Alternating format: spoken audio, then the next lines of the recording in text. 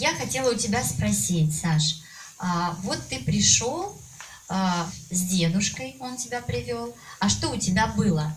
Ну, был очень сильный кашель. В школу я сходил, там очень сильный кашель. Учитель мне сказал пока не приходить. А то я очень сильно кашлял. А вы к врачу ходили, узнавали, Да. что у тебя было? 3 раза ходили к врачу. И сколько раз ты посещал с дедушкой салон G-Life? 3 раза. Третью неделю уже хожу, третью неделю.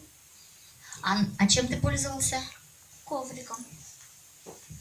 И после того, как ты первую неделю приходил к нам, вторую неделю, на второй неделе... Ну, я сходил к врачу, и врач сказал, больше ничего нет. Здорово. Значит, ты пользовался турманевым ковриком, лежал на нем. Да. Больше ничем не пользовался?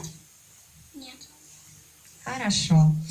Я хочу спросить тебя, Саша, что ты хотел бы пожелать другим, таким мальчикам, девочкам, мужчинам и женщинам, вот, пережив вот такое вот оздоровление в своем теле?